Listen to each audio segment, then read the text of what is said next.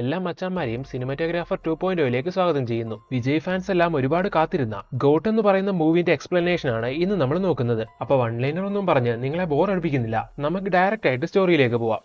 കഥ സ്റ്റാർട്ട് ചെയ്യുന്നത് 2008-ലാണ്. ഇപ്പൊ ഒരു മരുഭൂമിയുടെ നടുവിലൂടെ ഒരു ട്രെയിൻ അങ്ങനെ പോയിക്കൊണ്ടിരിക്കുന്നു. ഈ സമയം അജയ് എന്ന് പറയുന്ന ഒരു ഓഫീസർ ആ ട്രെയിൻ ബൈനോക്കുലർ വെച്ച് അങ്ങനെ വാച്ച് ചെയ്യുന്നു. എന്നിട്ട് അദ്ദേഹത്തിന്റെ ടീമിലുള്ള ബാക്കി ഉദ്യോഗസ്ഥർക്ക് അതിനെപ്പറ്റിയുള്ള വിവരങ്ങളെല്ലാം പറഞ്ഞു കൊടുത്തോണ്ടിരിക്കുകയാണ്. ഈ സമയം അവിടേക്ക് ഒരു ഹെലികോപ്റ്റർ വന്ന് ആ ട്രെയിനിന് മുകളിൽ നിർത്തുന്നു. എന്നിട്ട് അതിനകത്ത് നിന്ന് ഒരു വ്യക്തിനെ മുഖമൂടിയെല്ലാം ധരിപ്പിച്ച് ട്രെയിനകത്തേക്ക് കൊണ്ടുവരുവാണ്. ഈ കൊണ്ടുവന്നിരിക്കുന്ന ഒരു സയന്റിസ്റ്റിനെയാണ്. ടെററിസ്റ്റുകളാണ് ഈ ട്രെയിനിലുള്ളത്. യുറേനിയം ടെസ്റ്റ് ചെയ്യിക്കാൻ വേണ്ടിയാണ് ഈ സയന്റിസ്റ്റിനെ ഇവരിവിടേക്ക് കൊണ്ടുവന്നത്. അങ്ങനെ ചെക്ക് ചെയ്ത സയന്റിസ്റ്റ് ഈ യുറേനിയം ഫേക്ക് ആണെന്ന് പറയുന്നു. ഈ സമയമാണ് അവിടേക്ക് മേനോൻ എന്ന് പറയുന്ന ഒരു വ്യക്തി വരുന്നത്. ഇയാളാണ് ഈ മൂവിലെ വില്ലൻ, ഇവരുടെ എല്ലാവരുടെയും ഹെഡ്. അയാൾ പറയാണ് യുറേനിയം ഒക്കെ റിയൽ തന്നെയാണ് എന്നത് ടെസ്റ്റ് ചെയ്യാൻ വേണ്ടി നമ്മൾ കൊണ്ടുവന്ന സയന്റിസ്റ്റ് ആണ് ഫേക്ക് എന്ന്. ഈ സമയമാണ് നമ്മുടെ വിജയന്റെ എൻട്രി. അദ്ദേഹം സയന്റിസ്റ്റിന്റെ രൂപത്തിൽ വേഷം മാറി വന്നതായിരുന്നു. അങ്ങനെ ഇപ്പൊ ആ ഫേസ് മാസ്ക് എല്ലാം വലിച്ചു കയറി കളഞ്ഞ് തലപതി അവരുമായിട്ട് ഫൈറ്റ് ആവുന്നു. സ്ഫോടനത്തിനായിട്ട് കൊണ്ടുവന്ന ആ യുറേനിയം കൈക്കലാക്കി ആ മേനോനെയും പിടിച്ചോണ്ട് അവിടുന്ന് പോവാന്നുള്ളതാണ് സാറ്റ്സ് ഉദ്യോഗസ്ഥനായ നമ്മുടെ നായകന്റെ ലക്ഷ്യം. അതിന് എല്ലാവിധ ഹെൽപ്പും ചെയ്തുകൊണ്ട് നായകന്റെ ടീമും കൂടെയുണ്ട്. അങ്ങനെ ഇപ്പൊ അവിടെ ഒരു മുട്ടൻ ഫൈറ്റ് നടത്തി അതിനൊടുവിൽ ആ യുറേനിയം കൈക്കലാക്കി മേനോനെ അറസ്റ്റ് ചെയ്ത് പോവാന്ന് നായകൻ വിചാരിക്കുന്നുണ്ടെങ്കിലും അപ്പോഴേക്ക് ഈ ഗ്യാങ്ങിനെ കീഴ്പ്പെടുത്താൻ വേണ്ടി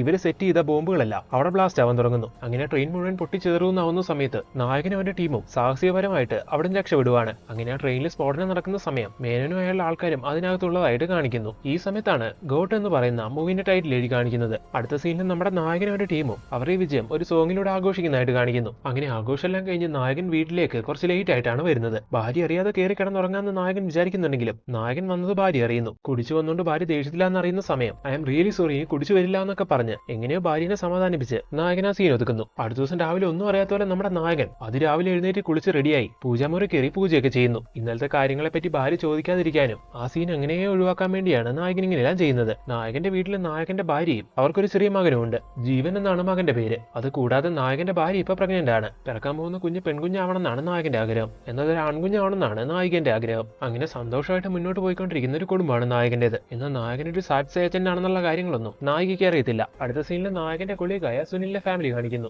അദ്ദേഹത്തിന്റെ വീട്ടില് ഭാര്യയും ഒരു മകളും ഉണ്ട്. ശ്രീനിധി എന്നാണ് മകളുടെ പേര്. അവള് പഠിക്കുന്നത് നായകന്റെ മകനായ ജീവന്റെ കൂടെയാണ്. അവന്റെ ക്ലാസ്സിലാണ്. പിന്നെ സുനിലിന്റെ ഭാര്യ ഒരു ഗൈനക്കോളജിസ്റ്റ് ആണ്. പ്രഗ്നന്റായ നായകന്റെ ഭാര്യ ട്രീറ്റ്മെന്റ് എടുക്കുന്നത് അവരുടെ അടുത്താണ്. അടുത്ത സീനിൽ നമ്മുടെ നായകൻ അവന്റെ ഓഫീസിലേക്ക് എത്തുന്നതായിട്ട് കാണിക്കുവാണ്. നായകൻ അവന്റെ കൊളീഗ്സ് എല്ലാവരും ഉണ്ട്. ഈ സമയം അവരുടെ സീനിയർ ഓഫീസറായ നസീർ അവിടേക്ക് വരുന്നു. ആ ബോംബ് ബ്ലാസ്റ്റ് നടത്തി ആ യുറേനിയം കൈക്കലാക്കിയ ആ കാര്യങ്ങളെ പറ്റിയല്ല ഇപ്പൊ നസീർ അവരോട് ചോദിക്കുവാണ്. യുറേനിയം കൈക്കലാക്കി മേനോനും പിടിച്ചോണ്ട് വരണം എന്ന് അവർക്ക് ആഗ്രഹം ഉണ്ടായിരുന്നു. എന്നാൽ ബോംബ് ബ്ലാസ്റ്റിംഗ് അങ്ങനെ പെട്ടെന്ന് നടന്നുകൊണ്ട് അതിന് സാധിച്ചില്ല എന്നൊക്കെ ഇപ്പോൾ അവർ പറഞ്ഞു കൊടുക്കുവാണ്. അതിന്റെ എല്ലാത്തിന്റെയും മാസ്റ്റർ ഹെഡായ മേനോനെ അപകടത്തിൽ മരിച്ചു എന്നുള്ള കാര്യവും അവർ പറയുന്നുണ്ട്. അങ്ങനെ നായകനും കൊളീഗ്സും ഇതുപോലെയുള്ള ഓരോ രഹസ്യ ദൗത്യത്തിന്റെ പുറകെ ആയതുകൊണ്ട് തന്നെ പ്രഗ്നന്റ് ആയ ഭാര്യന്റെ കൂടെ ചെക്കപ്പിന് പോകാൻ പോലും നായകന് സമയം കിട്ടാറില്ലായിരുന്നു. അങ്ങനെ ഏത് സമയം നായകൻ ഇങ്ങനെ ബിസിയായി നടക്കുന്നത് കണ്ടിട്ട് നായകന്റെ ഭാര്യയ്ക്കാണെങ്കിൽ നായകൻ ഡൗട്ട് അടിക്കാൻ തുടങ്ങുന്നു. ഇനി നായകൻ ഏതെങ്കിലും സ്ത്രീകളുമായിട്ട് തെറ്റായ വല്ല ബന്ധങ്ങളുണ്ടോ എന്ന്, അതായത് എന്തെങ്കിലും രഹസ്യ ബന്ധങ്ങൾ. അങ്ങനെ നായിക ഈ കൺസേൺ ഫ്രണ്ടും കൂടിയായ സുനിലിന്റെ ഭാര്യയായ ഡോക്ടറോട് പറയുന്നുണ്ട്, നീ വിചാരിക്കുന്ന പോലെ ഗാന്ധി അങ്ങനത്തെ ഒരാളല്ല. ഇങ്ങനെല്ലാം പറഞ്ഞ് നായകനെ അവളെ ന്യായീകരിക്കുന്നു. എന്നാലും തന്റെ സംശയം ശരിയാണോ എന്ന് അറിയണമെന്ന് വിചാരിച്ച് നായികയാണെങ്കിൽ പിന്നീട് അങ്ങോട്ട് കുറച്ചും കൂടി അലേർട്ട് ആവുന്നു. അങ്ങനെ അന്ന് നൈറ്റ് നായകനാണെങ്കിൽ ജോലിന്റെ തിരക്ക് കൊണ്ട് വീട്ടിലേക്ക് എത്താൻ കഴിയുന്നില്ല. അടുത്ത ദിവസം രാവിലെ നായകൻ വീട്ടിലേക്ക് വരുന്ന സമയം ഇന്നലെ എന്താ വീട്ടിലേക്ക് വരാത്തെന്ന് ഭാര്യ ചോദിക്കുന്നു. ഇന്നലെ കുറച്ച് തിരക്കായി പോയി, രാത്രി സുനിലിന്റെ വീട്ടിൽ കിടന്നുറങ്ങിപ്പോയി എന്നൊക്കെ നായകൻ ഈ സമയം പിടിച്ചു നിൽക്കാൻ വേണ്ടി നുണ പറയുന്നു. എന്നാൽ നായകൻ പറയുന്നത് നുണയാണെന്ന് നായിക കറക്റ്റ് ആയിട്ട് കണ്ടുപിടിക്കുന്നു. കാരണം നായകൻ ചെന്നൈ പോയതായിട്ട് അവൾക്കൊരു തെളിവ് കിട്ടിയിട്ടുണ്ടായിരുന്നു. അങ്ങനെ ഇപ്പൊ അതിനെപ്പറ്റി ചോദിക്കുന്ന സമയത്ത് പിടിച്ചു നിൽക്കാൻ വേണ്ടി നായകൻ അടുത്ത് നുണ പറയുന്നു. ഞാൻ എന്റെ പാസ്പോർട്ട് ഒന്ന് റിന്യൂ ചെയ്യാൻ വേണ്ടി പോയതാണ്. അതെന്തിനാ ഇപ്പൊ പാസ്പോർട്ട് റിന്യൂ ചെയ്യുന്നതെന്ന് ഭാര്യ ചോദിക്കുന്ന സമയം നമ്മൾ സെക്കൻഡ് ഹണിമൂണിന് പട്ടായയിലേക്ക് പോവുകയാണ്. ഇങ്ങനെ പറഞ്ഞ് ഭാര്യനെ സമാധാനിപ്പിച്ച് നായകൻ ആ സീന് ഒതുക്കുന്നു. ശരിക്കും നായകന്റെ അടുത്ത ദൗത്യം പട്ടായയിലായിരുന്നു. എന്തായാലും നായകനും കൊളീഗ്സും അവിടേക്ക് പോകുന്നുണ്ട്. ആ സമയം ഫാമിലിനെയും കൂടെ കൊണ്ടായി ഒഴികിട്ടുന്ന സമയങ്ങൾ അവരോട് ചെലവഴിച്ച് അവരെ ഒന്ന് ഹാപ്പിയാക്കാന്നാണ് നായകൻ വിചാരിക്കുന്നത്. എന്നാൽ നായകനെ ഈ തീരുമാനം എടുത്ത് ഭാര്യനോട് ഇതെല്ലാം പറഞ്ഞപ്പോൾ നായകന്റെ കൊളീഗ്സ് നായകനെ വഴക്ക് പറയുന്നു. പട്ടായയിലേക്ക് പോകുന്നത് ഒരു വലിയ ദൗത്യവുമായിട്ട് ബന്ധപ്പെട്ടാണ്. അവിടെ നായകന്റെ ജീവൻ തന്നെ ആപത്താണ്. അപ്പൊ നായകൻ ഫാമിലിനെയും കൊണ്ട് പോയി എങ്ങനെ ഇരിക്കും? അതെന്തായാലും ഭയങ്കര റിസ്ക് ആണെന്നൊക്കെ ഫ്രണ്ട്സ് ഈ സമയത്ത് പറഞ്ഞു കൊടുക്കുന്നുണ്ടെങ്കിലും നായകൻ ഭാര്യനോട് പറഞ്ഞു പോയില്ലേ, ഇനി ഇത് മാറ്റി പറയാൻ കഴിയാത്തതുകൊണ്ട് വേറെ നിവൃത്തിയില്ലാതെ നായകൻ ഫാമിലിനെയും കൂട്ടി അങ്ങനെ അവിടേക്ക് പോവുകയാണ്. അങ്ങനെ അവിടത്തെ ആദ്യത്തെ കുറച്ച് ദിവസം നായകൻ ഫാമിലിയായിട്ട് നല്ല രീതിയിൽ എൻജോയ് ചെയ്യുന്നു. അതെല്ലാം ഒരു സോങ്ങിലൂടെയാണ് കാണിക്കുന്നത്. അതിനെല്ലാം ശേഷം അവരാണെങ്കിൽ വന്ന ദൗത്യത്തിലേക്ക് ഇറങ്ങുവാണ്. നസീറും നായകനും കല്യാൺ എന്ന് പറയുന്ന നായകന്റെ ഫ്രണ്ടുമാണ് ഈ ദൗത്യത്തിന് ഇറങ്ങുന്നത്. അതൊരു ഭംഗിയായിട്ട് ചെയ്യുന്നുണ്ട്. അതെല്ലാം കഴിഞ്ഞ് അടുത്ത ദിവസം രാവിലെ നായകൻ അവന്റെ കുടുംബത്തിനോടൊപ്പം ഒരു ടാക്സിയിൽ ട്രാവൽ ചെയ്തുകൊണ്ടിരിക്കുന്ന സമയം കുറെ കാറുകളിൽ കുറെ അധികം ആൾക്കാർ വന്ന് ഇവരെ ആക്രമിക്കാൻ ശ്രമിക്കുന്നു. അവരോട് പോരാ പോരാടി നമ്മുടെ നായകൻ അവന്റെ ഫാമിലിനെ എങ്ങനെ അവിടുന്ന് സേവ് ചെയ്യുവാണ്. ഈ സമയത്താണ് നായകന്റെ ഭാര്യയ്ക്ക് പ്രഗ്നൻസി പെയിൻ വരുന്നത്. പെട്ടെന്ന് നായകൻ അവളെ ആശുപത്രിയിലേക്ക് എത്തിക്കുന്നുണ്ട്. ഇപ്പം നമ്മളെ ആക്രമിക്കാൻ വന്നത് ആരാണ്? എന്തിനാണ് അവർ നമ്മളെ ആക്രമിക്കാൻ ശ്രമിച്ചത്? ഇങ്ങനെയെല്ലാം ഭാര്യ ചോദിക്കുന്ന സമയത്ത് താനൊരു ഏജന്റാണ്, ഒരു ദൗത്യമായിട്ട് ബന്ധപ്പെട്ടാണ് താൻ ഇവിടേക്ക് വന്നത്, അതുമായിട്ട് ബന്ധപ്പെട്ടാണ് ഈ പ്രശ്നങ്ങളെല്ലാം ഉണ്ടായെന്ന് നായകന് പറയേണ്ടി വരുന്നു. ഇത്ര നാളും ഈ സത്യങ്ങളെല്ലാം മറച്ചു വെച്ചതിന് ഈ സമയത്ത് നായകന്റെ ഭാര്യ നായകനോട് പിണങ്ങുന്നു. അതിനുശേഷം നായകന്റെ ഭാര്യനെ ലേബർ റൂമിലേക്ക് കൊണ്ടുപോവാണ്. ഈ സമയം നായകനും മകനായ ജീവനും പുറത്ത് വെയിറ്റ് ചെയ്യുന്നു. അപ്പോഴാണ് ഒരു നഴ്സ് വന്ന് ഹോസ്പിറ്റൽ ഡോക്യുമെന്റ്സിൽ സൈൻ ചെയ്യാൻ പറഞ്ഞ് നായകനെ വിളിക്കുന്നത്. അപ്പൊ ആകെ ടയർഡായിരിക്കുന്ന മകനെ അവിടെയുള്ള ചെയറിലിരുത്തി എങ്ങോട്ടും പോരുത്, അച്ഛൻ പോയി സൈൻ ചെയ്തിട്ട് വരാമെന്നും പറഞ്ഞ് നായകൻ അത് സൈൻ ചെയ്യാൻ വേണ്ടി പോകുന്നു. സൈൻ ചെയ്ത് തിരിച്ചു പോയി നോക്കുന്ന സമയം നായകൻ അവിടെ ഇരുത്തിയിട്ട് പോയാൽ മകനെ കാണുന്നില്ല. അങ്ങനെ നായകൻ ആ ഹോസ്പിറ്റൽ മുഴുവൻ അന്വേഷിക്കുന്നുണ്ട്. എന്നാൽ മകനെ എവിടെയും കാണുന്നില്ല. അങ്ങനെ നായകൻ അവന്റെ കൊളീഗ്സിനെ വിളിച്ച് കാര്യങ്ങൾ അറിയിക്കുന്നു. അങ്ങനെ അവർ പോലീസിനെയും കൂട്ടി വന്ന് അതിന്റെ അന്വേഷണം തുടങ്ങുവാണ്. അങ്ങനെ അവിടുത്തെ CCTV ചെക്ക് ചെയ്യുന്ന സമയം അവിടെ ചെയറിൽ നിന്ന് കളിച്ചുകൊണ്ടിരുന്ന നായകന്റെ മകൻ ജീവനെ ഏതൊരു ലേഡി വന്ന് കൂട്ടിക്കൊണ്ട് വാനി കയറി പോകുന്നതായിട്ടുള്ള വിഷ്വൽസ് എല്ലാം CCTVയിൽ അവർ കാണുന്നു. അങ്ങനെ ഇപ്പോൾ അവർ ആ വാനിനെ പറ്റി അന്വേഷിക്കാൻ തുടങ്ങുവാണ്. ആ സമയത്താണ് പോലീസുകാർക്ക് ഒരു ഇൻഫർമേഷൻ കിട്ടുന്നത്, ആ വാൻ അവിടെ അടുത്ത് ആക്സിഡന്റ് ആയെന്ന്. അങ്ങനെ ഇതറിയുന്ന നമ്മുടെ നായകനും കൊളീഗ്സും പെട്ടെന്ന് തന്നെ അവിടേക്ക് എത്തുന്നു. അങ്ങനെ അവിടെ എത്തിയ അപകടം എല്ലാം ചെക്ക് ചെയ്യുന്ന സമയത്താണ് മനസ്സിലാവുന്നത് ആ അപകടത്തിൽ നായകന്റെ മകൻ ജീവൻ മരിച്ചുപോയെന്ന്. അവന്റെ ബോഡിയും അവന്റെ ബാഗെല്ലാം അവിടെ നിന്ന് കിട്ടുന്നുണ്ട്. അങ്ങനെ മകൻ മരിച്ചു എന്നറിയുന്ന സമയം നായകൻ അകത്തകർന്നു പോകുന്നു. വിഷമം കൊണ്ട് നായകൻ നിലവിളിക്കുന്നതായിട്ട് കാണിക്കുന്നു. അങ്ങനെ ആ സീനോടെ കട്ടാക്കുവാണ്. അടുത്ത സീനിൽ പ്രസവം എല്ലാം കഴിഞ്ഞ് കിടക്കുന്ന ഭാര്യന്റെ അടുത്തേക്ക് നായകൻ എത്തുവാണ്. കരഞ്ഞോണ്ടാണ് നായകൻ വരുന്നത്. അവന്റെ മുഖത്ത് സങ്കടം കാണുമ്പോൾ തന്നെ നായികയ്ക്ക് എന്തോ ഡൗട്ട് അടിക്കുന്നു. അങ്ങനെ അവളെ മകൻ എന്ത് ചെയ്യുന്നു ചോദിക്കുവാണ്. അപ്പൊ കരഞ്ഞോണ്ട് നായകൻ കാര്യങ്ങൾ പറയാൻ തുടങ്ങുന്നതായിട്ട് കാണിച്ചുകൊണ്ട് അങ്ങനെ ആ സീനോടെ കട്ടാക്കുവാണ്. അങ്ങനെ ആ സീനോടെ കട്ടായി വർഷങ്ങൾക്ക് ശേഷം, അതായത് പ്രസന്റ് കാണിക്കുന്നു. അന്നത്തെ ആ ഒരു സംഭവത്തിന് ശേഷം നായകനും നായികയും പിരിഞ്ഞാണ് താമസം. അന്ന് നായകനൊരു പെൺകുഞ്ഞുണ്ടായിരുന്നു. അവളിപ്പോ നായികന്റെ കൂടെയാണ് താമസം. ഇപ്പൊ അവള് വളർന്ന് ടീനേജ് പ്രായം എത്തിയിട്ടുണ്ട്. അവളെ സ്കൂളിൽ കൊണ്ടാക്കാൻ വേണ്ടി കാറുമായിട്ട് നായകൻ ഇപ്പൊ നായകന്റെ വീട്ടിലേക്ക് വരുന്നു. അങ്ങനെ അവിടുന്ന് അവളെ പിക്ക് ചെയ്ത് നായകൻ സ്കൂളിലാക്കുവാണ്. നായകന്റെ ഫ്രണ്ടായ സുനിലിന്റെ മകൾ ശ്രീനിധിക്ക് ഇന്ന് ബർത്ത്ഡേ ആണ്. ഇന്ന് അതിന്റെ സെലിബ്രേഷൻ ഉണ്ട്. അതിന് പോകുന്ന കാര്യം ഈ സമയത്ത് അവർ പറയുന്നുണ്ട്. പിന്നെ അന്നത്തെ ആ ഒരു സംഭവത്തിന് ശേഷം നമ്മുടെ നായകനാണെങ്കിൽ റിസ്ക്കുള്ള സാറ്റ്സിലെ ജോലി എല്ലാം വിട്ടു. ഇപ്പൊ എയർപോർട്ടിൽ ഒരു സാധാരണ ഉദ്യോഗസ്ഥനായി ജോലി ചെയ്തുകൊണ്ടിരിക്കുകയാണ്. അങ്ങനെ അന്നത്തെ ഡ്യൂട്ടി എല്ലാം കഴിഞ്ഞ് നമ്മുടെ നായകൻ ഈവനിങ് ശ്രീനിധിന്റെ ബർത്ത്ഡേ ഫംഗ്ഷന് വേണ്ടി അവിടേക്ക് എത്തുന്നു. നായകനും അവന്റെ ബാക്കി ഫ്രണ്ട്സ് ഇല്ലേ, അതായത് അവന്റെ കൊളീഗ്സ്, അവരെല്ലാം ഫംഗ്ഷൻ എത്തുന്നുണ്ടായിരുന്നു. അങ്ങനെ ആ ഫംഗ്ഷനിൽ അവർ ഒരുപാട് ഹാപ്പി ആയിട്ട് എൻജോയ് ചെയ്യുന്നു. അതെല്ലാം കഴിഞ്ഞ് നായകനും അവന്റെ ഫ്രണ്ട്സ് ഒരുമിച്ച് നിന്ന് അങ്ങനെ സംസാരിക്കുവാണ്. ഈ സമയം കല്യാൺ അബ്രോഡ് ഒരു എംബസി സ്റ്റാർട്ട് ചെയ്യാൻ പോകുന്നതിനെ പറ്റി അവിടെയുള്ള ഉദ്യോഗസ്ഥർക്ക് ട്രെയിനിങ് കൊടുക്കാൻ വേണ്ടി എക്സ്പീരിയൻസ്ഡ് ആയിട്ടുള്ള ഒരാൾ പോകണം, അതിന് നീ പോകണമെന്നൊക്കെ നായകനോട് പറയുന്നു. ഞാനിപ്പോൾ ഈ റിസ്ക് ഉള്ള ജോലികളെല്ലാം വിട്ട് വളരെ സമാധാനപൂർണ്ണമായിട്ട് ജീവിച്ചുകൊണ്ടിരിക്കുകയാണ്. ഇതിന്ന് ഇനി പഴയ ജീവിതത്തിലേക്ക് തിരിച്ചു പോകാൻ എനിക്ക് താല്പര്യമില്ലാന്ന് നായകൻ പറയുന്നുണ്ടെങ്കിലും ഇതങ്ങനെ റിസ്ക് ഉള്ള ജോലിയല്ല. എക്സ്പീരിയൻസ്ഡ് ആയിട്ടുള്ള ഒരാൾ വേണം അവിടെ പോയിട്ട് ഇങ്ങനെ ട്രെയിനിങ് കൊടുക്കാൻ. നമുക്ക് വേറെ ഉദ്യോഗസ്ഥരില്ലാത്തതുകൊണ്ടാണ്. അതുകൊണ്ട് നീ എന്തായാലും പോകണമെന്ന് അവർ പറഞ്ഞ് നിർബന്ധിക്കുന്ന സമയം റിസ്ക് ഒന്നും ഇല്ലാത്തതുകൊണ്ട് നായകൻ എന്നാ പോവാന്ന് വിചാരിക്കുന്നു. അങ്ങനെ നായകൻ അബ്രോഡേക്ക് എത്തുവാണ്. അങ്ങനെ അവിടെ എത്തി നായകൻ അവന്റെ ജോലികളെല്ലാം ചെയ്തുകൊണ്ടിരിക്കുന്ന ആ സമയത്ത് അവിടെ എംബസി സ്റ്റാർട്ട് ചെയ്യുന്നതുമായിട്ട് ബന്ധപ്പെട്ട് കുറച്ച് പ്രശ്നങ്ങൾ അവിടെ ഉണ്ടാവുകയാണ്. അങ്ങനെ പ്രശ്നങ്ങൾ ഉണ്ടാക്കാൻ വരുന്ന ആൾക്കാരെ നായകനൊക്കെ കൂടി നേരിടുന്നു. ഈ സമയത്ത് നായകൻ അവരുടെ കൂട്ടത്തില് ഒരു ചെറുപ്പക്കാരനെ കാണുവാണ്. അയാളെ കണ്ടത് നായകനാകെ ഷോക്കാവുന്നു. അതിന് കാരണം എന്താന്ന് നോക്കിയിട്ടുണ്ടെങ്കിൽ ആ ചെറുപ്പക്കാരൻ നായകന്റെ അതേ രൂപമുള്ള ഒരു വ്യക്തിയായിരുന്നു. അങ്ങനെ ഇപ്പൊ അവനെ കണ്ടത് നായകന് മരിച്ചുപോയ അവന്റെ മകനായ ജീവനെ ഓർമ്മ വന്നു. അങ്ങനെ ഇപ്പൊ നായകൻ ആ പയ്യനെ വെറുതെ വിടുന്നു. അടുത്ത സീനിൽ അബ്രോഡ് ഈ പ്രശ്നങ്ങളെല്ലാം നടന്നറിഞ്ഞിട്ട് നായകന്റെ കൊളീഗ് ഫ്രണ്ടുമായ സുനിൽ അവിടേക്ക് എത്തുവാണ്. അങ്ങനെ ആകെ സങ്കടപ്പെട്ടിരിക്കുന്ന നായകനോട് നീ ഓക്കെ അല്ലേ എന്നൊക്കെ ചോദിക്കുന്ന സമയം നായകൻ അങ്ങനെ ആ പയ്യനെ കണ്ട കാര്യങ്ങളെല്ലാം സുനിലിനോട് പറയുന്നു. എനിക്ക് അവനെ കണ്ടപ്പോൾ ജീവനെ പോലെ തോന്നി. അങ്ങനെ നായകൻ അവന്റെ ഈ വിഷമങ്ങളെല്ലാം പറയുന്ന സമയം ശരി നമുക്ക് ആ പയ്യനെ പറ്റി അന്വേഷിക്കാം, അവനെ അന്വേഷിച്ച് കണ്ടെത്താന്നൊക്കെ സുനിൽ നായകനോട് പറയുന്നു. അങ്ങനെ ആ സീനോട് കെട്ടായ അടുത്ത ദിവസം രാവിലെ നായകൻ ഓഫീസിലേക്ക് ഇറങ്ങുന്ന സമയം വഴിയിൽ വെച്ച് നായകൻ ഇന്നലെ കണ്ട ആ പയ്യനെ കാണുന്നു. അതായത് നായകന്റെ രൂപമുള്ള അതേ പയ്യനെ കാണുന്നു. അങ്ങനെ ഇപ്പൊ അവനോടൊന്നും സംസാരിക്കാൻ വേണ്ടി നായകൻ അവന്റെ പുറകെ പോകുന്നു. അങ്ങനെ ഒരു സ്ഥലത്ത് വെച്ച് അവനോട് സംസാരിക്കുന്നു. ആദ്യം തന്നെ അവൻ നായകനോട് ചോദിക്കുന്നത് നിങ്ങൾ എന്റെ അച്ഛനല്ലേ എന്നാണ്. അപ്പോഴാണ് നായകൻ മനസ്സിലാവുന്നത് മരിച്ചുപോയെന്ന് നായകൻ വിശ്വസിക്കുന്ന നായകന്റെ മകനാണ് അവനെന്ന്. അവൻ എന്ന അപകടത്തിൽ മരിച്ചുപോയെന്ന് വിചാരിച്ച് നായകൻ പിന്നീട് അവനെ പറ്റി ഒന്നും അന്വേഷിച്ചിട്ടുണ്ടായിരുന്നില്ല. അങ്ങനെ ഇപ്പൊ അത്രയും വലിയൊരു തെറ്റ് ചെയ്തു പോയതുകൊണ്ട് നായകൻ അവന്റെ കാല് പിടിച്ച് മാപ്പ് ചോദിക്കുന്നു. ഈ സമയം അച്ഛനെ സമാധാനിപ്പിച്ചിട്ട് ജീവൻ പറയുകയാണ് അച്ഛാ നിങ്ങൾ ഇവിടെ നിൽക്കുന്നത് സേഫ് അല്ല. ഇന്ത്യയിൽ നിന്ന് വന്ന എംബസി ഉദ്യോഗസ്ഥനെ കൊല്ലാൻ വേണ്ടി ഒരു ഗ്യാങ് തന്നെ ഇവിടെ നടപ്പുണ്ട്. അതുകൊണ്ട് നിങ്ങൾ എത്രയും വേഗം ഇന്ത്യയിലേക്ക് തിരിച്ചു പോകാൻ നോക്കാൻ. നിന്നെ കണ്ട സ്ഥിതിക്ക് ഇനി നിന്നെ കൊണ്ടല്ലാതെ ഞാൻ ഇന്ത്യയിലേക്ക് തിരിച്ചു പോകില്ല എന്ന് നായകൻ ഈ സമയം വാശി പിടിക്കുന്നു. ഇതേ സമയം തന്നെ നായകനെ ആക്രമിക്കാൻ നടക്കുന്ന ആ ഗ്യാങ് അവിടേക്ക് വരുവാണ്. എന്നിട്ട് നായകനെ കൊല്ലാൻ വേണ്ടി അവന് നേരെ ഷൂട്ട് ചെയ്യുന്നു. ഈ സമയം നായകനും മകനും അവിടെ നിന്ന് രക്ഷപ്പെടുവാണ്. വലിയൊരു ചേസിംഗ് രംഗം ഈ സമയത്ത് കാണിക്കുന്നുണ്ട്. അങ്ങനെ അതിനൊടുവില് നായകന്റെ ഫ്രണ്ട് ആയ സുനിൽ അവിടേക്ക് വന്ന് ഒരു കണ്ടെയ്നറിൽ അവരെ കയറ്റി സേഫ് ആയിട്ട് അവിടെ നിന്ന് കൊണ്ടുപോകുന്നു. ശേഷം ആ ഗ്യാങ് അറിയാതെ അവർ ഇന്ത്യയിലേക്കും കടക്കുന്നുണ്ട്. അടുത്ത സീനിൽ കാണിക്കുന്നത് കണ്ടുപിടിച്ച മകനെ നായകന്റെ മുമ്പിൽ കൊണ്ട് നിർത്തുന്നതാണ്. മരിച്ചുപോയെന്ന് കരുതിയ തന്റെ മകനെ തനിക്ക് തിരിച്ചു കിട്ടിയോണ്ട് സന്തോഷം കൊണ്ട് നായിക ഒരുപാട് കരയുന്നു. അങ്ങനെ മകൻ തിരിച്ചു വന്നുകൊണ്ട് നായകനോടുള്ള പ്രശ്നങ്ങളെല്ലാം ഒഴിവാക്കി നായിക അവനുമായിട്ട് ഒരുമിക്കുന്നു. അങ്ങനെ അവരുടെ ഫാമിലി പഴയ പോലെ നല്ല ഹാപ്പി ആയിട്ട് ജീവിക്കാൻ തുടങ്ങുന്നു. അങ്ങനെ ഈ കാര്യങ്ങളെല്ലാം ഒരു സോങ്ങിലൂടെ കാണിക്കുവാണ്. അതുപോലെ ജീവന്റെ ചൈൽഡ്ഹുഡ് ഫ്രണ്ട് ആയിരുന്നല്ലോ സുനിലിന്റെ മകളെ ശ്രീനിധി. ഇപ്പൊ അവൻ തിരിച്ചു വന്നത് അറിഞ്ഞിട്ട് അവൾ അവനെ വന്ന് കാണുന്നുണ്ട്. പണ്ടേ അവർ തമ്മിൽ ഒരു കണക്ഷൻ ഉണ്ടായിരുന്നു. അങ്ങനെ അവർ തമ്മിലുണ്ടായിരുന്ന ആ കെമിസ്ട്രി ഇപ്പൊ വർക്കൗട്ട് ആവുകയാണ്. അങ്ങനെ അവർ പ്രണയത്തിലാവുന്നു. അങ്ങനെ ആ സീനെല്ലാം കട്ടായ അടുത്ത സീനില് നായകൻ അവന്റെ അളിയനോടൊപ്പം വെള്ളം അടിച്ചുകൊണ്ട് കാറിലിരിക്കുന്നതായിട്ട് കാണിക്കുന്നു. ഈ സമയത്ത് ഒരു അർജന്റ് കാര്യം പറയാനുണ്ടെന്നും പറഞ്ഞ് അവിടെ അടുത്തുള്ള ഒരു ഹോട്ടലിലേക്ക് നായകൻ അവന്റെ ബോസായ നസീർ വിളിക്കുന്നു. സാറോട് വെയിറ്റ് ഞാനിപ്പോ എത്താന്നും പറഞ്ഞ് നായകൻ അവിടേക്ക് പോകാനും തുടങ്ങുന്നു. അങ്ങനെ ഒരു കാർ വിളിച്ച് നസീർ ആ ഹോട്ടലിലേക്ക് പോകുന്ന ആ സമയം ബൈക്കിൽ വരുന്ന ഒരു വ്യക്തിയാണെങ്കിൽ നസീറിനെ കൊല്ലാൻ ശ്രമിക്കുന്നു. ഈ സമയം അതിൽ നിന്ന് എങ്ങനെ രക്ഷപ്പെട്ട് നസീർ ആണെങ്കിൽ അവിടുത്തെ മെട്രോയിൽ കയറി രക്ഷപ്പെടുവാണ്. എന്നാൽ ബൈക്കിൽ വന്ന വ്യക്തി ആ ഹെൽമെറ്റ് ധരിച്ച വ്യക്തി പുറകെ എത്തി വീണ്ടും നസീറിനെ ആക്രമിക്കാൻ ശ്രമിക്കുന്നുണ്ട്. ഈ സമയം നസീർ ആണെങ്കിൽ അയാളുടെ ഫോൺ എടുത്ത് വീണ്ടും നായകനെ കോൾ ചെയ്യുന്നു. എന്നാൽ ഹെൽമെറ്റ് ഇട്ട വ്യക്തി അയാളെ പിടിക്കാൻ വരുന്നുണ്ട്. അയാളുടെ കയ്യിൽ നിന്ന് ഓടി രക്ഷപ്പെടുന്ന സമയം നസീറിന്റെ ഫോണും ബാഗ് എല്ലാം നഷ്ടമാവുന്നു. എന്നാൽ ഈ സമയം കോളിലുള്ള നമ്മുടെ നായകൻ മെട്രോന്റെ അനൗൺസ്മെന്റ് കേട്ട് നസീർ സാർ അവിടെ ഉള്ളതെന്ന് മനസ്സിലാക്കി പെട്ടെന്ന് തന്നെ അവിടേക്ക് പോകുന്നതായിട്ട് കാണിക്കുന്നു. അങ്ങനെ ആ സീനോടെ കട്ടെ അടുത്ത സീനിൽ കാണിക്കുന്നത് മെട്രോയിൽ രക്ഷപ്പെടാൻ തുടങ്ങിയ നസീറിനെ ഹെൽമെറ്റ് ഇട്ട് വന്ന ആ വ്യക്തി ഒരു സ്ഥലത്ത് വെച്ച് പിടിക്കുന്നതാണ്. ഈ സമയം കറക്റ്റ് ആയിട്ട് അവിടേക്ക് നമ്മുടെ നായകൻ എത്തുന്നു. അങ്ങനെ ഇപ്പൊ ഹെൽമെറ്റ് ഇട്ട വ്യക്തിയുമായിട്ട് നായകൻ ഫൈറ്റ് ആവുകയാണ്. എന്നാൽ അതിനിടയ്ക്ക് ഒരു കത്തിയെടുത്ത് ആ ഹെൽമെറ്റ് ഇട്ട വ്യക്തി നസീറിനെ കുത്തി കൊല്ലുന്നു. നായകനാണെങ്കിൽ അവന്റെ ബോസിനെ സേവ് ചെയ്യാൻ കഴിഞ്ഞില്ല. അങ്ങനെ നസീറിനെ കുത്തി താഴെ ഇട്ടിട്ട് ആ വ്യക്തി അവിടെ നിന്ന് രക്ഷപ്പെടുവാണ്. ഈ സമയം നസീർ നായകനോട് പറയുന്നു അവനെ വിടരുത്, അവനെ പുറകെ പോയി പിടിക്കാൻ. അങ്ങനെ നായകനെ വ്യക്തിനെ പിടിക്കാൻ വേണ്ടി പുറകെ ഓടുന്നുണ്ടെങ്കിലും അവൻ ആ സമയം കൊണ്ട് അവിടെ നിന്ന് രക്ഷപ്പെടുന്നു. അങ്ങനെ ആ ഒരു ചെറിയ ഗ്യാപ്പ് കൊണ്ട് നായകന്റെ കണ്ണ് വെട്ടിച്ച് അവിടെ നിന്ന് രക്ഷപ്പെടുന്ന അവൻ പോകുന്ന വഴി തന്നെ അവന്റെ ജാക്കറ്റും ഡ്രസ്സ് എല്ലാം ചേഞ്ച് ചെയ്യുവാണ്. അതുപോലെ ആ ഹെൽമെറ്റ് ഊരിയാവും കളയുന്നു. ഇപ്പോഴാണ് നമുക്ക് ആളെ കാണിക്കുന്നത്. അത് മറ്റാരുമല്ല, നായകന്റെ മകനായ ജീവനായിരുന്നു അത്. അങ്ങനെ ഇപ്പോൾ ഒരു മഞ്ഞ ടീഷർട്ടെല്ലാം ധരിച്ച് മെട്രോയിൽ നിന്ന് ഇറങ്ങിയ CSK ഫാൻസിന്റെ കൂടെ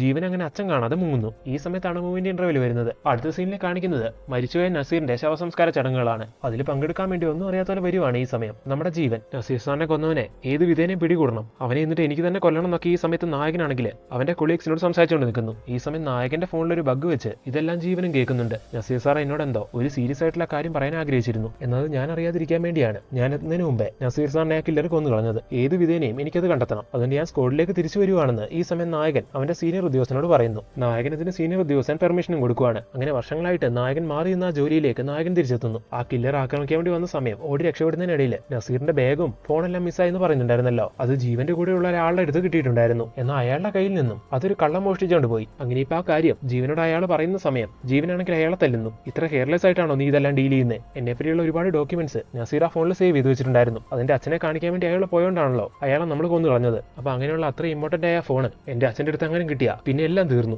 നമ്മുടെ പ്ലാനിംഗ് ഒന്നും പിന്നെ നടക്കില്ല. ഇങ്ങനെല്ലാം പറഞ്ഞ ജീവൻ ടെൻഷൻ ആവുന്ന സമയം കൂടുതലുള്ള വ്യക്തി അവനെ സമാധാനിപ്പിക്കുന്നു. എടാ നീ ഇങ്ങനെ ടെൻഷൻ ആവില്ലേ, നമുക്ക് എങ്ങനെയെങ്കിലും ആ ഫോൺ കണ്ടെത്താന്നൊക്കെ അയാൾ പറയുകയും ചെയ്യുവാണ്. ഈ സമയം ജീവന്റെ ഫോണിലേക്ക് ഡാഡ് എന്ന് സേവ് ചെയ്ത നമ്പറിൽ നിന്ന് ഒരു കോൾ വരുന്നു. അപ്പൊ ജീവൻ എടുത്ത് സംസാരിക്കുന്നു. ഈ സമയത്താണ് ആ വ്യക്തിനെ കാണിക്കുന്നത്. അത് മറ്റാരുമല്ല, മൂവിയുടെ സ്റ്റാർട്ടിംഗിൽ കാണിച്ച ബോംബ് ബ്ലാസ്റ്റിൽ മരിച്ചുപോയെന്ന് നമ്മൾ കരുതിയ മേനോനായിരുന്നു അത്. ഈ സമയം നമുക്കൊരു ഡൗട്ട് തോന്നും, അപ്പൊ ഈ ജീവന്റെ അച്ഛൻ മേനോനാണോ എന്ന്. ഈ സമയത്താണ് അതിനെപ്പറ്റി നമുക്ക് മനസ്സിലാക്കി തരാനുള്ള ഒരു ഫ്ലാഷ് ബാക്ക് കാട്ടിത്തരുന്നത്. മൂവിയുടെ സ്റ്റാർട്ടിംഗിൽ കാണിച്ച ഓപ്പറേഷൻ ഉണ്ടല്ലോ, അത് നടക്കുന്ന സമയം ആ ട്രെയിനിൽ മേനോനും അവന്റെ ഫാമിലി ഉണ്ടായിരുന്നു. ആ ഓപ്പറേഷൻ ഒടുവില് നായകനും കൊളീഗ്സും അവിടുന്ന് രക്ഷപ്പെട്ടായിരുന്നല്ലോ. അങ്ങനെ ട്രെയിൻ മുഴുവൻ ബ്ലാസ്റ്റ് ആവുന്ന സമയം ട്രെയിനിൽ നിന്ന് തെറിച്ച് വീണ് മേനോൻ മാത്രം രക്ഷപ്പെട്ടു. എന്നാൽ ബോംബ് ബ്ലാസ്റ്റിൽ അയാൾക്ക് അയാളുടെ ഫാമിലിനെ നഷ്ടപ്പെട്ടു. അങ്ങനെ നായകനോട് അയാൾക്ക് അതിന്റെ പേരിൽ പ്രതികാരം ഉണ്ടാവുകയാണ്. അങ്ങനെ അതിനൊരു അവസരത്തിന് വേണ്ടി അയാൾ അന്ന് മുതൽ കാത്തിരിക്കുകയായിരുന്നു. അങ്ങനെ ഇരിക്കുന്ന സമയത്താണ് മറ്റൊരു ഓപ്പറേഷനുമായിട്ട് ബന്ധപ്പെട്ട് നായകനും കുടുംബവും പട്ടായയിലേക്ക് എത്തുന്നത്. അന്ന് ആ ഹോസ്പിറ്റലിൽ വെച്ച് നായകന്റെ ശ്രദ്ധയൊന്ന് മാറുമ്പോൾ അവിടുന്ന് നായകന്റെ മകനായ ജീവനെ കടത്തുന്നത് ഇയാളും ഇയാളുടെ ആൾക്കാരും കൂടിയായിരുന്നു. അതിനുശേഷം ആ പയ്യനെ അയാളൊരു ഭിക്ഷാടന ഗ്യാങ്ങിന് കൊടുക്കുവാണ്. തുടർന്ന് അവർക്ക് ഒരുപാട് പൈസ കൊടുത്ത് ആ പയ്യനെ അവരെ കൊണ്ട്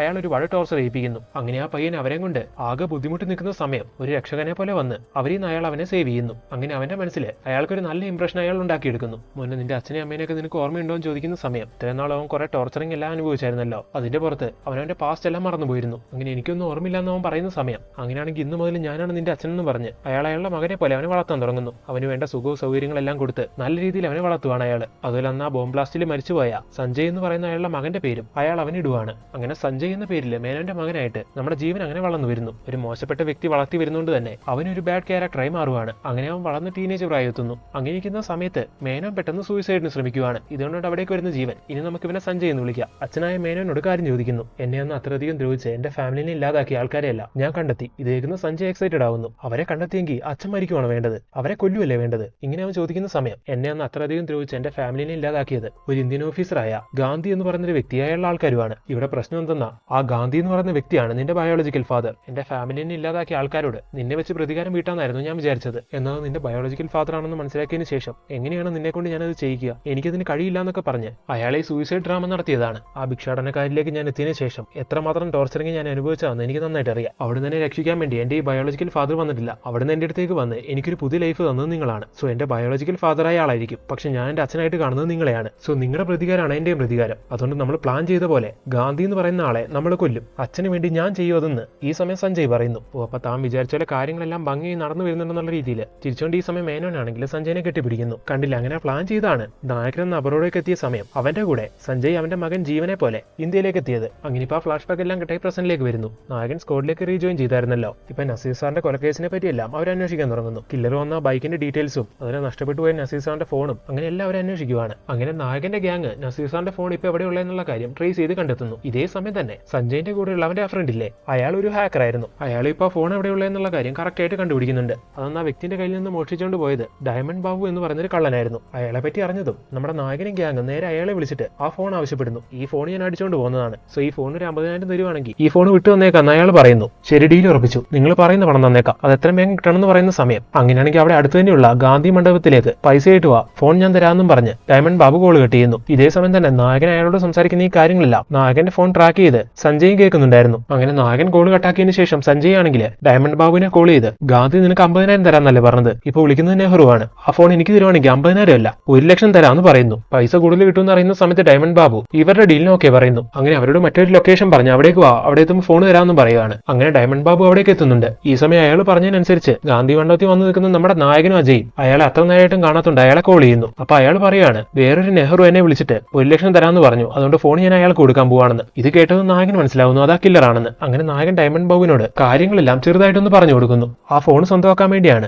ആ ഫോണിന്റെ ഉടമസ്ഥനായ നസീർ സാറിനെ ആ കില്ലർ കൊന്നത്. ഇപ്പൊ ആ ഫോൺ കൊടുക്കാൻ വേണ്ടി നീ അവന്റെ അടുത്ത് പോയാ ആ കില്ലർ നിന്നെയും കൊല്ലും, അതുകൊണ്ട് ആ കില്ലറിന് മുമ്പിൽ പെടാതെ അവിടെ എവിടെയും വിളിക്കാൻ നോക്ക്, ഞങ്ങളിപ്പോ അവിടേക്ക് എത്താം, ആ ഫോൺ ഞങ്ങളെ ഏൽപ്പിച്ചാൽ മതിയെന്ന് നായകൻ പറയുന്ന സമയം ശരി അങ്ങനെയാണെങ്കിൽ ഞാൻ ഇവിടെ അടുത്തുള്ള ഹോട്ടലിൽ വിളിക്കാം, സാർമാർ പെട്ടെന്ന് അവിടേക്ക് വരാൻ നോക്കുന്നും പറഞ്ഞ് ഡയമണ്ട് ബാബു ആണെങ്കിൽ ആ ഹോട്ടലിലേക്ക് പോവാണ്. ഇതേ സമയം നായകൻ ഡയമണ്ട് ബാബുവിനെ വിളിച്ചു. അയാൾ മറിഞ്ഞു എന്ന് അറിയുന്ന സമയം ഹോട്ടലിലേക്ക് വിളിക്കാൻ വേണ്ടി പോയ ഡയമണ്ട് ബാബുവിനെ പിടിക്കാൻ വേണ്ടി നമ്മുടെ സഞ്ജയ് പുറകെ പോവാണ്. കുറച്ചു നേരത്തിനുള്ളിൽ നായകൻ അവന്റെ ഗ്യാങ് അവിടേക്ക് എത്തുന്നുണ്ട്. അങ്ങനെ അവര് ഹോട്ടലിലേക്ക് കയറിപ്പോയാ ഡയമണ്ട് ബാബുവിനെ അന്വേഷിക്കാൻ തുടങ്ങുന്നു. അങ്ങനെ നായകന്റെ കൂടെ വന്ന അജയ് സഞ്ജയ്ക്ക് അവനെ കിട്ടുന്നതിന് മുമ്പ് തന്നെ അവനെ കണ്ടുപിടിക്കുവാണ്. എന്നിട്ട് കാര്യങ്ങൾ പറഞ്ഞ് അവന്റെ കയ്യിൽ നിന്ന് ആ ഫോൺ വാങ്ങുന്നു. ആ ഫോൺ വാങ്ങി അജയ് ഇവിടുന്ന് പോകുന്ന സമയം അജയന്റെ ഫ്രണ്ടിലേക്ക് നമ്മുടെ സഞ്ജയ് എത്തുവാണ്. ഫ്രണ്ടിന്റെ മകൻ എന്നുള്ള രീതിയിൽ അജയ് ഈ സമയം എടാ ജീവ നീ എന്താ ഇവിടെ ഇങ്ങനെയും ചോദിച്ച് അവന്റെ അടുത്തേക്ക് ചെല്ലുന്ന സമയം അങ്കിളുടെ കയ്യിൽ നിന്ന് ആ ഫോൺ വാങ്ങാൻ വന്നതാണെന്ന് പറയുവാണ് അവൻ. അവന്റെ ഈ സംസാരം കേൾക്കുമ്പോൾ അജയ്ക്ക് മനസ്സിലാവുന്നു നെഹ്റു എന്ന പേരിൽ ഈ ഫോൺ വാങ്ങാൻ വേണ്ടി ഡയമണ്ട് ബാബുവിനെ വിളിച്ചത് ഇവനാണെന്ന്. അങ്ങനെ ഇപ്പൊ ആ ഫോൺ കൊടുക്കാതെ അവിടെ നിന്ന് രക്ഷപ്പെടാൻ വേണ്ടി അജയ് ശ്രമിക്കുന്നുണ്ടെങ്കിലും ഈ സമയം അവർ തമ്മിൽ ഫൈറ്റ് ആവുന്നു. ആ ഫൈറ്റിനൊടുവിൽ അജയനെ കൊന്ന് ആ ഫോണുമായിട്ട് സഞ്ജയ് അവിടുന്ന് കടന്നു കളയുവാണ്. എന്നാൽ അവിടുന്ന് രക്ഷപ്പെടാൻ തുടങ്ങുന്ന സമയത്ത്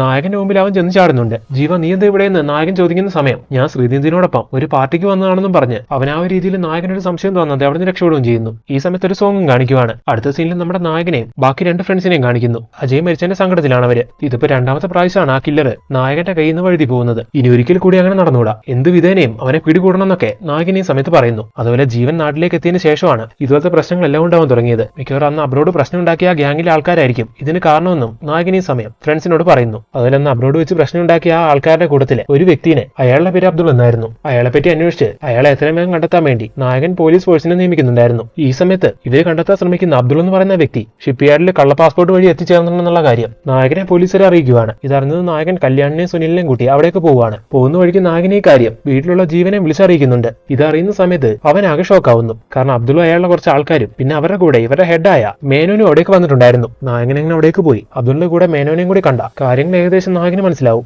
സോ ഇപ്പൊ അതിനൊരു തടയിടണം എന്നുള്ള രീതിയിൽ അവരെ വിട്ടുകിട്ടാൻ വേണ്ടി ഈ സമയം സഞ്ജയ് ഒരു കടുങ്കൈ ചെയ്യുവാണ്. അവൻ പ്രണയിച്ചുകൊണ്ടിരിക്കുന്ന ശ്രീനിധിനെ അവൻ തട്ടിക്കൊണ്ടുപോകുന്നു. എന്നിട്ട് സുനിലിനെ വീഡിയോ കോൾ ചെയ്ത് നിങ്ങളുടെ മകളെ കൊന്നുകളയുണ്ടെങ്കിൽ ഷിപ്പ്യാർഡിൽ നിങ്ങൾ അറസ്റ്റ് ചെയ്ത് വെച്ചിരിക്കുന്ന ആൾക്കാരെ എല്ലാം റിലീസ് ചെയ്യണമെന്നും പറഞ്ഞ് സൗണ്ട് മാറ്റി അവൻ സംസാരിക്കുവാണ്. ഇത് കാണുന്ന സുനിൽ മകൾക്ക് എന്തെങ്കിലും സംഭവിച്ചാലോ എന്ന് പേടിക്കുന്നു. അതുകൊണ്ട് ഷിപ്പ്യാർഡിൽ പിടിച്ചു വെച്ചിരിക്കുന്നവരെല്ലാം റിലീസ് ചെയ്യാന്ന് പറയുവാണ്. എന്നാൽ നായകൻ അതിന് സമ്മതിക്കുന്നില്ല. നീ നിന്റെ മകന്റെ കാര്യങ്ങൾ ആലോചിച്ചല്ലേ ഇപ്പൊ ഇതിന് സമ്മതിക്കാത്തെ, അവരെന്റെ മകളെ എന്തെങ്കിലും ചെയ്താലോ അത് നീ ആലോചിക്കുന്നുണ്ടോ എന്ന് സുനിൽ ചോദിക്കുന്ന സമയം അവളെ ഞാനും മകളെ പോലെ തന്നെയാണ് കാണുന്നത്, പക്ഷെ അവളുടെ ജീവൻ രക്ഷിക്കാൻ വേണ്ടി നമ്മളിപ്പോ അവരെ വിട്ടുകൊണ്ട് കാര്യമില്ല, നമ്മൾ കുറച്ചും കൂടി ചിന്തിച്ച് മറ്റെന്തെങ്കിലും ചെയ്യണമെന്ന് നായകൻ പറയുന്ന സമയം സുനിലിന് ദേഷ്യം വരുന്നു. അങ്ങനെ നായകനുമായിട്ട് അവൻ വഴക്കുണ്ടാക്കുവാണ്. നിങ്ങൾ രണ്ടുപേരും ഇങ്ങനെ വഴക്കുണ്ടാക്കിയിട്ട് കാര്യമില്ല, അവരെ റിലീസ് ചെയ്യുന്നത് തന്നെയാണ് നല്ലതെന്നും പറഞ്ഞ ഈ സമയത്ത് കല്യാണാണെങ്കിൽ പോലീസുകാരെ വിളിച്ച് അവരെ റിലീസ് ചെയ്യാൻ പറയുന്നു. ഇതേ സമയം നായകൻ ശ്രീനിധിന്റെ ഫോൺ ട്രാക്ക് ചെയ്യാൻ മറ്റുള്ള ഉദ്യോഗസ്ഥരോട് പറയുന്നു. അങ്ങനെ ഇപ്പൊ ഫോൺ ട്രാക്ക് ചെയ്ത് അവളെവിടെ ഉള്ളതെന്നുള്ള ലൊക്കേഷൻ എല്ലാം പോലീസുകാർ ഇവർക്ക് പറഞ്ഞു കൊടുക്കുന്നു. അങ്ങനെ ഇവർ 3 പേരും കൂടി ആ സ്ഥലത്തേക്ക് പോവുകയാണ്. ഇതേ സമയം താൻ വില്ലനാണെന്ന് മനസ്സിലാക്കിയ ശ്രീനിധി ഈ കാര്യങ്ങളെല്ലാം എല്ലാവരോടും പറഞ്ഞു കൊടുത്ത് അത് റിസ്ക് ആവില്ലോ എന്ന് മനസ്സിലാക്കി സഞ്ജയ് ആണെങ്കിൽ അവൾ തന്റെ കാമുകയാണെന്ന് പോലും നോക്കാതെ അവളെ കഴുത്തെടുത്ത് അവിടെ വെച്ച് അവളെ കൊല്ലുവാണ്. എന്നിട്ട് അവൻ അവിടുന്ന് രക്ഷപ്പെടുന്നു. ഇതേ സമയമാണ് നായകനും എന്റെ ഫ്രണ്ട്സ് അവിടെ റീച്ച് ആവുന്നത്. അങ്ങനെ ഇപ്പൊ ആ സ്ഥലത്തെത്തി അവര് 3ആയി പിരിഞ്ഞ് ശ്രീനിധിനെ അന്വേഷിക്കാൻ തുടങ്ങുന്നു. അങ്ങനെ ശ്രീനിധിനെ ആദ്യം കണ്ടുപിടിക്കുന്നത് കല്യാണാണ്. അങ്ങനെ കല്യാണം അവളുടെ അടുത്തേക്ക് ചെല്ലുന്ന സമയം അവൾക്കൊരു ചെറു ജീവൻ ബാക്കിയുണ്ടായിരുന്നു. അങ്ങനെ ഇയാളെ കണ്ടതും അങ്കിൾ ഇത് ചെയ്തത് ജീവനാണെന്ന് അവൾ പറയുന്നുണ്ട്. ഇത് കേട്ടതും അയാള് കർച്ചീഫ് വെച്ച് അവളുടെ മൂക്കും വായും പൊത്തി അവളെ ശ്വാസം മുട്ടിച്ച് കൊല്ലുന്നു. ഇപ്പോഴാണ് നമുക്ക് മനസ്സിലാവുന്നത് കല്യാണം വില്ലന്മാരുടെ ആളാണെന്ന്. ഇപ്പോഴാണ് അതിനെപ്പറ്റി ഒരു ഫ്ലാഷ് ബാക്കും കാണിക്കാൻ തുടങ്ങുന്നത്. മൂവിയുടെ സ്റ്റാർട്ടിംഗിൽ കാണിച്ച ആ ട്രെയിൻ ബ്ലാസ്റ്റ് നടന്നതിന് ശേഷം കല്യാണം മേനോൻ കാണുന്നുണ്ടായിരുന്നു. അന്ന് ആ ഓപ്പറേഷൻ നടക്കുമ്പോൾ നിന്റെ കൂടെ നിന്റെ ഫാമിലി ഉണ്ടായിരുന്നു എന്നുള്ള കാര്യം എനിക്കറിയത്തില്ലായിരുന്നു. ഇങ്ങനെല്ലാം പറഞ്ഞ് അയാൾ അതിൽ നിന്ന് ഊരി പോരുമ്പോൾ ഇനി മുതൽ നീ എനിക്ക് വേണ്ടി പ്രവർത്തിക്കണമെന്നും പറഞ്ഞ് പൈസ കൊടുത്ത് കല്യാണം അയാളെ കൂടെ നിർത്തുന്നു. അങ്ങനെ ആ പൈസയും വാങ്ങി അന്ന് മുതൽ കല്യാണം നമ്മുടെ നായകന്റെ ഗ്യാങ്ങിലെ ഒരു സ്പൈ ആയി അങ്ങനെ നിൽക്കുമായിരുന്നു. ഇമ്പോർട്ടന്റ് ആയിട്ട് എടുക്കുന്ന ഇൻഫർമേഷൻസും കാര്യങ്ങളെല്ലാം വില്ലന്മാരുടെ ഗ്യാങ്ങിലേക്ക് ചോർത്തി കൊടുത്തുകൊണ്ടിരുന്നത് ഇയാളായിരുന്നു. അതിൽ അന്നത്തെ ട്രെയിൻ ബ്ലാസ്റ്റില് മേനോൻ മരിച്ചായിട്ട് ഒരു ഫേക്ക് റിപ്പോർട്ട് തയ്യാറാക്കി കല്യാൺ കല്യാൺ ഇവരുടെ കണ്ണിൽ പൊടിയിട്ടതായിരുന്നു. അങ്ങനെ ഇപ്പൊ ആ ഫ്ലാഷ് ബാക്ക് എല്ലാം കട്ടായി വീണ്ടും പ്രസന്റിലേക്ക് വരുന്നു. ഇപ്പൊ നായകനും സുനിലൊക്കെ ശ്രീനിധിനെയും കൊന്നു കളഞ്ഞ ആ കില്ലറെ കണ്ടെത്താൻ വേണ്ടി ഒരുപാട് ശ്രമിച്ചുകൊണ്ടിരിക്കുന്നു. അങ്ങനെ ഇരിക്കുന്ന സമയത്താണ് ഡയമണ്ട് ബാബു നായകനെ കോൾ ചെയ്യുന്നത്.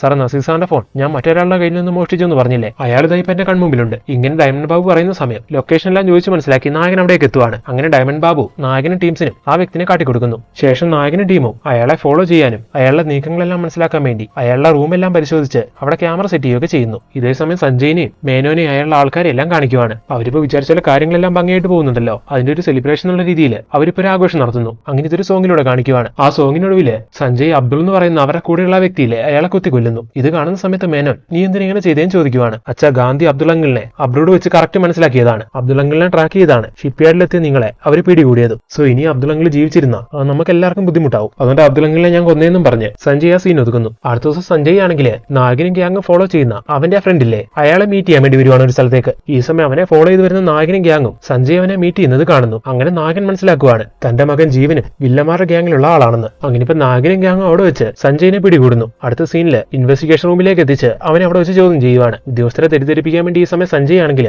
ഈ ക്രൈം എല്ലാം ചെയ്തത് ഗാന്ധി പറഞ്ഞിട്ടാണെന്ന് പറയുന്നു. സുനിലിന്റെ മകളെ സഞ്ജയ് പ്രണയിക്കുന്നുണ്ടായിരുന്നല്ലോ, അങ്ങനെയുള്ള അവളെ വരെ കൊന്നത് തന്റെ അച്ഛൻ പറഞ്ഞിട്ടാണെന്നൊക്കെ സുനിലിനെ അവൻ തെറ്റിദ്ധരിപ്പിക്കാൻ ശ്രമിക്കുന്നു. എന്ന് ഇവൻ കള്ളം പറയുന്നതാണ്, നായകൻ തെറ്റുകാരനല്ല. ഇങ്ങനെല്ലാം മനസ്സിലാക്കിയ സുനില് സഞ്ജയിനെ എതിർക്കുന്ന സമയം സഞ്ജയ് ഗണ്ണ് വെച്ച് സുനിലിനെ ഷൂട്ട് ചെയ്യുന്നു. ഈ സമയം ഇത് കാണുന്ന നായകന് ദേഷ്യം വരുന്നു. നായകൻ സഞ്ജയിനെ ഒരുപാട് തല്ലുന്നു. ഈ സമയത്താണ് നായകന്റെ വൈഫ് നായകന്റെ ഫോണിലേക്ക് കോൾ ചെയ്യുന്നത്. അപ്പൊ നായകൻ ഫോൺ എടുക്കുമ്പോൾ അവളെ മേനോനും ഗ്യാങ്ങും വന്ന് തട്ടിക്കൊണ്ട് പോവാണ്. ഇത് കാണുന്ന നായകൻ ആകെ ഷോക്കാവുന്നു. ഈ സമയം മേനോൻ നായകനോട് പറയാണ്, നിനക്ക് നിന്റെ ഭാര്യനെ തിരിച്ചു കിട്ടണമെങ്കിൽ സഞ്ജയനെ പോലീസ് സ്റ്റേഷനിൽ നിന്ന് റിലീസാക്കി ഞാൻ പറയുന്ന സ്ഥലത്തേക്ക് നീ എത്തണമെന്ന്. ഇത് കേട്ട നായകൻ മേനോൻ പറഞ്ഞോലെ ചെയ്യുന്നു. കൂടെ ഉണ്ടായിരുന്ന പോലീസുകാരെല്ലാം കണ്ണു കെട്ടി വരട്ടി സഞ്ജയനെയും കൊണ്ട് നായകൻ അവിടെ നിന്ന് രക്ഷപ്പെടുന്നു. അങ്ങനെ സഞ്ജയനെ അവിടെ നിന്ന് വെറുതെ വിട്ടതിന് ശേഷം മേനോൻ പറഞ്ഞ സ്ഥലത്തേക്ക് നായകൻ എത്തുവാണ്. നായകൻ അവിടേക്ക് എത്തിയ ഉടനെ മേനോന്റെ ആൾക്കാർ നായകനെ ലോക്ക് ചെയ്യുന്നു. എന്നിട്ട് നായകനോട് പറയുകയാണ്, ഇന്നത്തെ ഫുട്ബോൾ സ്റ്റേഡിയത്തില് വലിയൊരു ബ്ലാസ്റ്റ്, അതാണ് ഞങ്ങളുടെ പ്ലാൻ. അങ്ങനെ അതിൽ ഒരുപാട് ആൾക്കാർ മരിക്കും. നിന്റെ മകൻ ആ കാര്യം ചെയ്തത് നിനക്ക് വേണ്ടിയാണെന്ന് ഞാൻ പറഞ്ഞു വരുത്തും. അങ്ങനെ ഒരു ദേശദ്രോഹിയായിട്ട് നീ മാറും. അങ്ങനെ ഞാൻ എന്റെ പ്രതികാരം വീട്ടുമെന്ന് അയാൾ ഭയങ്കര കോൺഫിഡന്റ് ആയിട്ട് സംസാരിച്ച് അയാൾ അവിടെ നിന്ന് പോകാൻ തുടങ്ങുന്ന സമയം നായകന്റെ ഫോഴ്സ് എല്ലാം അവിടേക്ക് എത്തി മേനോന്റെ കൂടെയുള്ള ആൾക്കാരെ കൊന്നുകളഞ്ഞ് മേനോനെ ലോക്ക് ചെയ്യുന്നു. ഈ സമയമാണ് ഒരു വലിയ ട്വിസ്റ്റ് നായകൻ പൊട്ടിക്കുന്നത്. ആക്ച്വലി നായകൻ ഈ ട്രാപ്പിൽ വന്ന് വീണതല്ല, മേനോനെ കൊണ്ട് ഈ സത്യങ്ങളെല്ലാം പറയിക്കാൻ വേണ്ടി ഇങ്ങനെ ഒരു ട്രാപ്പിൽ വന്ന് വീഴുന്നല്ല നായകൻ അഭിനയിച്ചതാണ്. അന്ന് ഷിപ്പ്യാർഡിൽ നിന്ന് റിലീസ് ചെയ്ത ആൾക്കാരുടെ CCTV ഫുട്ടേജ് എല്ലാം ചെക്ക് ചെയ്ത സമയം അബ്ദുളിന്റെ കൂടെ മേനോനുള്ളത് നായകൻ കണ്ടിരുന്നു. അതുപോലെ സഞ്ജയിന്റെ ഫ്രണ്ടിന്റെ റൂം ചെക്ക് ചെയ്ത സമയം ബോംബുണ്ടാക്കാനുള്ള ഒരുപാട് ഫോർമുലാസും അതിനുവേണ്ട അസംസ്കൃത വസ്തുക്കളും അവിടെ സെറ്റ് ചെയ്ത് വെച്ചിരിക്കുന്നതും ഇവർ ശ്രദ്ധിക്കുന്നുണ്ടായിരുന്നു. അങ്ങനെ ഇവർ മനസ്സിലാക്കിയിരുന്നു വലിയൊരു സ്ഫോടനമാണ് ഇവരുടെ ലക്ഷ്യമെന്ന്. ചെന്നൈയിൽ എവിടെയാണ് അവർ ഈ സ്ഫോടനം നടത്താൻ പോകുന്നതെന്നുള്ള കാര്യം ഇവർക്ക് എങ്ങനെയെങ്കിലും മനസ്സിലാക്കണമായിരുന്നു. അതിനുവേണ്ടിയാണ് നായകൻ ഇങ്ങനെ ഒരു ട്രാപ്പിൽ വന്ന് വീണ പോലെ അഭിനയിച്ചത്. അങ്ങനെ ഇപ്പൊ മേനോനെ കൊണ്ട് തന്നെ അത് പറയിക്കുകയും ചെയ്തു. ഇതേസമയം മേനോന്റെ നിർദ്ദേശപ്രകാരം സഞ്ജയ് ആണെങ്കിൽ പ്ലാൻ ചെയ്ത പോലെ സ്റ്റേഡിയത്തിലേക്ക് ബോംബ് എത്തിച്ച് ആ സ്റ്റേഡിയത്തിന്റെ പല ഭാഗത്തും സെറ്റ് ചെയ്യുവാണ്. എന്നിട്ട് അത് പ്ലാൻ ചെയ്ത രീതിയിൽ ബ്ലാസ്റ്റ് ചെയ്യിക്കാനൊക്കെ അവൻ പ്ലാൻ ചെയ്തുകൊണ്ടിരിക്കുന്ന സമയം അവിടേക്ക് നായകൻ മേനോനെ കൊണ്ടുവരുന്നു. അച്ഛൻ ഗാന്ധിയുടെ കയ്യിലായി എന്നറിയുന്ന സമയം സഞ്ജയ് ആണെങ്കിൽ ആകെ ഭയക്കുന്നു. അങ്ങനെ അവന്റെ മൈൻഡ് ഡിസ്റ്റർബ് ആക്കി നായകൻ അവരുടെ പ്ലാനിങ് തകർക്കാൻ ശ്രമിക്കുന്നു. ഇതേ സമയം ഇവരെല്ലാം കൂടെ ഒന്ന് ചതിച്ച കല്യാണിനെ കാണിക്കുവാണ്. അയാളിപ്പോ മേനോനെ കാണാൻ വേണ്ടി അയാളുടെ താവളത്തിലേക്ക് എത്തുന്നു. അങ്ങനെ അവിടെ എത്തി മേനോനെ വിളിക്കുന്ന സമയം ഇറങ്ങി വരുന്നത് നമ്മുടെ സുനിലാണ്. സുനിലെ നീ എങ്ങനെ ഇവിടെ, നീ ഒന്നും മരിച്ചില്ലായിരുന്നു എന്ന് ഈ സമയം കല്യാൺ ചോദിക്കുന്നു. ഇപ്പോഴാണ് ആ ഫ്ലാഷ് ബാക്ക് കാണിക്കുന്നത്. അന്ന് സഞ്ജയ് സുനിലിനെ വെടിവെക്കുന്നുണ്ടായിരുന്നെങ്കിലും സഞ്ജയ് മരിക്കുന്നില്ലായിരുന്നു. അതുപോലെ കല്യാൺ കൂടെ നിന്ന് ഇവരെ ചീറ്റ് ചെയ്യുന്നുള്ള കാര്യങ്ങളെല്ലാം നായകൻ അതിനിടയ്ക്ക് കണ്ടെത്തുന്നുണ്ടായിരുന്നു. അതുപോലെ സുനിലിന്റെ മകളെ ശ്വാസം മുടിച്ചു പോകുന്നത് കല്യാണാണെന്നുള്ള കാര്യങ്ങളും നായകൻ കണ്ടെത്തി. അതെല്ലാം സുനിലിനെ അറിയിച്ചായിരുന്നു. അങ്ങനെ കൂടെ ഒന്ന് ചതിച്ച ഇവനെ വേണ്ട രീതിയിൽ കണ്ട് ഇവനെ തീർക്കാൻ വേണ്ടിയാണ് സുനിൽ ഇപ്പൊ ഇവിടേക്ക് വന്നത്. അങ്ങനെ ഇപ്പൊ സുനിൽ ഈ കാര്യങ്ങളെല്ലാം കല്യാണിനോട് പറഞ്ഞിട്ട് കല്യാണമായിട്ട് ഫൈറ്റ് ആവുന്നു. ഇതേ സമയം വീണ്ടും ആ സ്റ്റേഡിയം കാണിക്കുവാണ്. സെറ്റ് ചെയ്ത് വെച്ചിരിക്കുന്ന ബോംബെല്ലാം ബ്ലാസ്റ്റ് ചെയ്യാൻ റെഡിയാക്കി വെച്ചിരിക്കുന്ന ഡെറ്റോനേറ്റർ നായകൻ മേനോനെ കാട്ടി നായകൻ സഞ്ജയന്റെ ഫോക്കസ് തെറ്റിക്കുന്ന ആ സമയം തന്നെ നായകന്റെ അളിയനില്ലേ അയാൾ എടുത്തോണ്ട് ഓടുവാണ്. അങ്ങനെ എടുത്തോണ്ട് ഓടി അയാളത് സ്റ്റേഡിയത്തിൽ കളി കണ്ടോണ്ടിരിക്കുന്ന നായകന്റെ മകളെ ഏൽപ്പിക്കുന്നു. മോളെ എന്നെ പിടിക്കാൻ വേണ്ടി എന്റെ പുറകെ വില്ലന്മാരുണ്ട്, അതുകൊണ്ട് നീ സേഫ് ആയിട്ട് ഇത് നിന്റെ അച്ഛനെ ഏൽപ്പിക്കണമെന്ന് പറഞ്ഞ് അയാൾ കാര്യങ്ങളെല്ലാം അവളോട് പറയുന്നു. അങ്ങനെ അവളത് നായകന് കൊടുക്കാൻ വേണ്ടി അവിടുന്ന് പോവുകയാണ്. അതിനുശേഷം നായകന്റെ അളിയൻ വന്ന് നായകനോട് ഈ കാര്യങ്ങളെല്ലാം പറയുന്നു. ഡെറ്റോനേറ്റർ ജീവിതം മോളുടെ അടുത്ത് കൊടുത്തിട്ടുണ്ട്, അവളിപ്പോ അത് കൊണ്ടുവരുമെന്ന് പറയുന്ന സമയം നായകൻ അത് വാങ്ങാൻ വേണ്ടി പോകുന്നു. ഇതേ സമയം ഡെറ്റോനേറ്റർ അവളുടെ കയ്യിലുള്ളതെന്നുള്ള കാര്യം നമ്മുടെ സഞ്ജയ് അറിയുന്നു. അങ്ങനെ അവൾ അതും കൊണ്ട് ഓടിപ്പോകുന്നത് സഞ്ജയ് ദൂരെ നിന്ന് കാണുവാണ്. അങ്ങനെ സഞ്ജയ് അവളെ പിടിക്കാൻ വേണ്ടി ഓടിപ്പോകുമ്പോൾ ഈ കാഴ്ച നമ്മുടെ നായകൻ കാണുന്നു. അങ്ങനെ ജീവിത എന്ന് പറയുന്ന ആ പെണ്ണിനെ ഓടിച്ച് സഞ്ജയ് ആ സ്റ്റേഡിയത്തിന്റെ റൂഫിലേക്ക് എത്തിക്കുന്നു. എന്നിട്ട് അവളെ തല്ലി ആ ഡെറ്റോനേറ്റർ വാങ്ങാൻ ശ്രമിക്കുവാണ്. ഈ സമയം അവിടേക്ക് നായകൻ എത്തുന്നു. അങ്ങനെ നായകൻ എത്തിയതിനു ശേഷം നായകൻ സഞ്ജയനെ തല്ലി ആ ഡെറ്റോനേറ്റർ കൈക്കലാക്കി അത് ഓഫ് ആക്കുവാണ്. ഈ സമയം ദേഷ്യം വന്ന സഞ്ജയ് ആണെങ്കിൽ സ്വന്തം ചോരയിൽ പിറന്ന അനിയത്തിയാണെന്ന് പോലും നോക്കാതെ ജീവിതനെ കൊല്ലാൻ ശ്രമിക്കുന്നു. ഈ സമയം ജീവിത സഞ്ജയന്റെ തലക്കിട്ടിടിച്ച് എസ്കേപ്പ് ആവാൻ ശ്രമിക്കുവാണ്. അപ്പോഴേക്കും നായകൻ കയ്യിലിരിക്കുന്ന ഗണ്ണ് വെച്ച് സഞ്ജയനെ പോയിന്റ് ബ്ലാങ്കിൽ ഷൂട്ട് ചെയ്യുന്നു. അങ്ങനെ സഞ്ജയനെ ഇല്ലാതാക്കി നായകൻ സ്റ്റേഡിയത്തിലുള്ള ആൾക്കാരെല്ലാം സേവ് ചെയ്യുന്നു. അതുപോലെ മകളെ സേവ് ചെയ്യുന്നു. ഇതോടുകൂടി സിനിമ തീരും നമ്മൾ വിചാരിക്കും. എന്നാൽ അവസാന ഭാഗത്ത് മറ്റൊരു ട്വിസ്റ്റും കൂടി കാണിക്കുന്നു. ശരിക്കും ദൗത്യവുമായിട്ട് ഇവിടേക്ക് എത്തിയ സഞ്ജയ് ഉണ്ടല്ലോ, സഞ്ജയനെ പോലെ തന്നെ ഒരു ക്ലോൺ ഇനിയും ജീവിച്ചിരിക്കുന്നുണ്ട്. അയാൾ നായകനോട് പ്രതികാരം വീട്ടാൻ വേണ്ടി ഇനിയും എന്തൊക്കെയോ കാര്യങ്ങൾ പ്ലാൻ ചെയ്തുകൊണ്ടിരിക്കുകയാണ്. അങ്ങനെ ഇതേപോലുള്ള കാര്യങ്ങളെല്ലാം കാണിച്ച് ഇങ്ങനെ ഒരു എൻഡിങ്ങോടെ ഇതിന് സെക്കൻഡ് പാർട്ടിലേക്ക് ലീഡ് ചെയ്തുകൊണ്ട് അങ്ങനെ ഈ മൂവി എൻഡ് ചെയ്യുന്നു. അപ്പം മച്ചാന്മാരെ എങ്ങനെയുണ്ടായിരുന്നു ഈ മൂവി? നിങ്ങൾക്ക് എല്ലാവർക്കും ഈ മൂവി ഇഷ്ടമായെന്ന് വിശ്വസിക്കുന്നു. ഈ മൂവി നിങ്ങൾക്ക് എല്ലാവർക്കും ഇഷ്ടമായിട്ടുണ്ടെങ്കിൽ തീർച്ചയായിട്ടും ഞങ്ങളുടെ ചാനൽ സബ്സ്ക്രൈബ് ചെയ്ത് ഞങ്ങളെ സപ്പോർട്ട് ചെയ്ത് കൂടെ നിൽക്കണം. Then see you on next video. Thank you so much.